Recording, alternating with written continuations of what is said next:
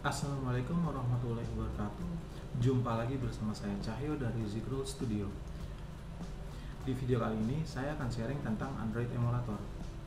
Buat kalian yang ingin belajar membuat aplikasi Android menggunakan React Native, ada baiknya kalian mengetahui beberapa hal tentang Android Emulator. Android Emulator merupakan sebuah tools yang memiliki fungsi untuk mensimulasikan aplikasi yang telah kita buat. Jadi aplikasi yang kita buat akan berjalan layaknya seperti di smartphone Android. Ada beberapa pilihan dari Android Emulator yang bisa kalian gunakan untuk mendukung pembuatan aplikasi Android kalian. Ada beberapa pilihan yang bisa kalian pilih sebagai Android Emulator. Saya akan membahasnya menjadi 3 bagian. Yang pertama adalah AVD atau Android Virtual Device. Yang kedua adalah Genymotion buat sebuah tools buatan Geny Mobile. Yang ketiga adalah menggunakan smartphone kita sebagai Android Emulator. Mari kita bahas satu persatu mengenai Android Emulator ini. Yang pertama adalah AVD atau Android Virtual Device. Android Virtual Device ini merupakan emulator bawaan dari Android Studio yang bisa kalian install langsung ketika kalian sudah menginstal Android Studio. Ada banyak pilihan OS yang bisa kalian pilih sebagai emulator pada Androidnya. Satu hal lagi, untuk AVD pada saat ini sudah support dengan Google Play Service. Jadi jika kalian menggunakan Google Play Service pada aplikasi kalian, bisa langsung diimplementasikan melalui emulator AVD ini. Ada beberapa kekurangan dari AVD ini. Yang pertama, emulator Android menggunakan AVD bisa dibilang cukup berat.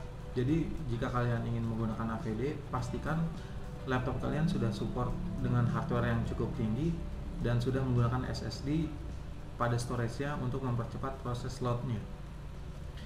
Yang kedua adalah kekurangannya untuk mensimulasikan fungsi kamera pada AVD cukup sulit karena hanya bisa memungkinkan kita menampilkan gambar kotak warna hitam dan putih sebagai gambar pada kamera kita. Namun dengan banyaknya pilihan OS yang sudah support pada AVD, bisa dibilang nilai tambah pada AVD ini. Jadi jika kalian ingin memilih sebuah OS yang latest Android sudah ada, ataupun yang lawas atau versi lama juga sudah ada yang support pada AVD ini. Buat kamu yang baru mulai Android development, AVD ini bisa dibilang pilihan awal yang tepat untuk Android emulator yang bisa kalian gunakan. Yang kedua adalah Genymotion. Genymotion ini adalah sebuah tools buatan dari Geny Mobile yang memungkinkan kita menjalankan aplikasi Android di atasnya. Untuk Genymotion itu sendiri jalan di atas virtual device. Jadi kalian harus menginstal VirtualBox dulu. Setelah kalian mendownload Genymotion, kalian bisa langsung login, kemudian memilih OS yang kalian inginkan. Dan juga banyak sekali pilihan dari screen resolution sehingga cukup oke buat pilihan kedua sebagai Android emulator. Karena Genymotion ini jalan di atas VirtualBox, jadi bisa dibilang cukup ringan karena ya dia berjalan sebagai aplikasi sendiri. Jika dibandingkan dengan Android emulator AVD tadi, Genymotion bisa dibilang cukup ringan, bahkan performanya jauh di atas AVD. Namun untuk saat ini Genymotion sendiri untuk free versionnya saya tidak tahu apakah masih available atau enggak. Namun kalian bisa coba download sendiri dari genymotion.com.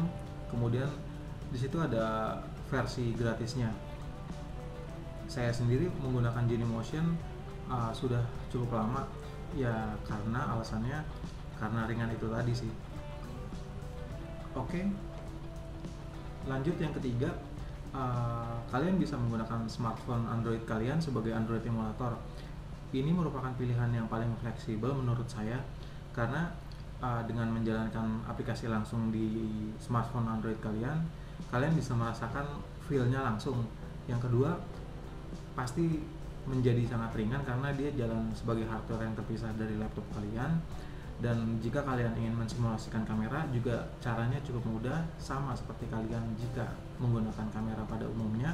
Namun jika kalian ingin menggunakan smartphone kalian sebagai Android emulator, pastikan kalian telah mengaktifkan development mode-nya atau developer option-nya, lalu menggunakan konektor seperti micro USB kabel atau kabel USB Type-C tergantung dengan jenis smartphone Android kalian.